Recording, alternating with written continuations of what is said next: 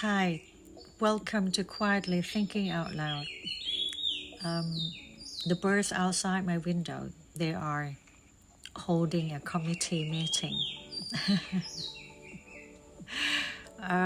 Very early in the morning, so it's just like morning announcement for them. So very active. Hope you don't mind.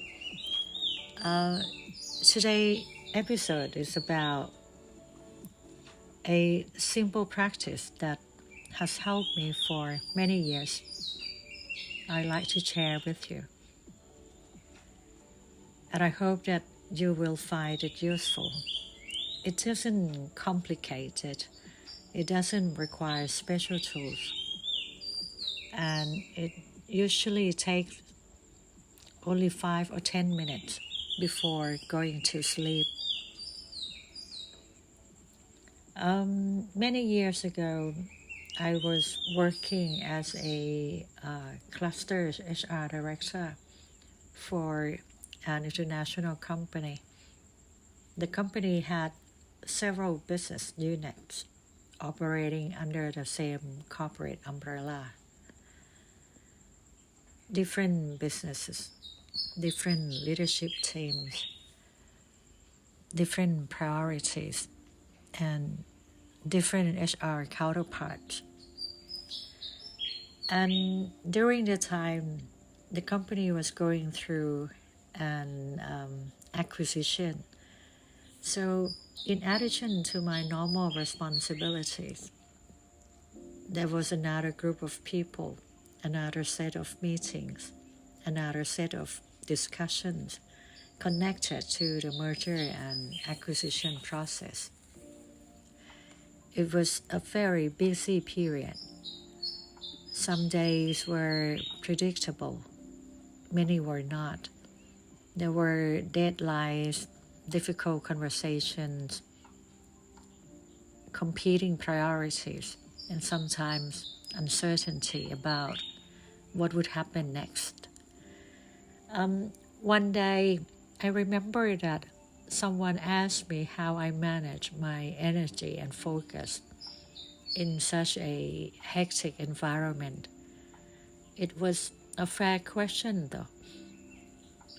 Looking back, I don't think I had a special talent for dealing with uncertainty, but I did have a simple habit. Every day before going to sleep, I spend a few quiet minutes reflecting on the day, not planning tomorrow, not solving problems, not replaying every conversation, just reflecting. And at the time, I didn't think much about it. It was simply something I did. But over the years, I realized those few minutes were helping me separate what belonged to today from what belonged to tomorrow. Otherwise, unfinished conversations would follow me into the next day. Worries, mistakes, things I could not control would follow me. The work day ahead. But then each day the work day had ended, but my mind had not. Those few minutes helped me close the day, not the laptop, the day itself. Usually I would ask myself a few simple questions during that reflections. What happened today? What did I learn? Did I help someone today? Did I hurt anyone today? What am I grateful for? And perhaps most importantly, is there anything I need to let go of before tomorrow? As a Buddhist, there is another part of the practice that has been with me for many years. Quietly before sleep, I reflect on the people I encounter during the day. For anyone whom I may have harmed, knowingly or unknowingly, intentionally or unintentionally, through my actions, words, or thoughts, I ask for forgiveness. And for those who may have hurt me, knowingly or unknowingly, I forgive them as well. Not because everything was acceptable, not because every wound disappears immediately, but because carrying unnecessary weight through life can become very tiring. I forgive for my own benefit. I forgive because I want to be free.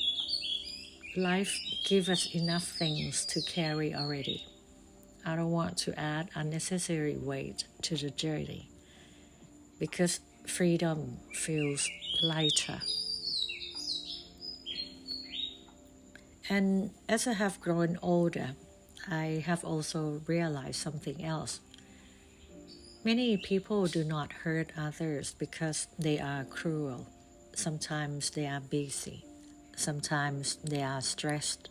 And sometimes they are distracted. And sometimes they simply lack awareness in that moment. And sometimes we are exactly the same. A sentence spoken in a few seconds may stay with another person for years. A careless comment, a dismissive response, a moment of impatience. We may forget in the next day. The other person may remember it much longer. That doesn't make us bad people. It makes us human. Which is why reflection can be so valuable. It gives us opportunity to notice, to learn, to make small corrections, small adjustments, to become a little more aware tomorrow than we were today. If you listen to an earlier episode, I think it's in a relationship ecosystem, you may remember that I spoke about the importance of looking after ourselves. And this practice is one way I do that. I don't see it as a luxury. I see it as maintenance. Just as we charge our phones, service our cars, our minds occasionally need a little attention too. 5 or 10 minutes is enough. No special techniques, no preferred answers. Just a few moments of honesty with yourself. And perhaps tonight, before going to sleep, you might try it. Sit quietly, reflect on the day, keep the lessons. Release what no longer needs to be carried. Offer forgiveness where you can, and allow your mind to rest. Tomorrow's task will still be there. The emails will still be there. The world will continue turning. For now, perhaps spend a few minutes decluttering your mind. Hope you will have a great day tomorrow. And thank you for spending a few minutes with me today. And until next time, take care.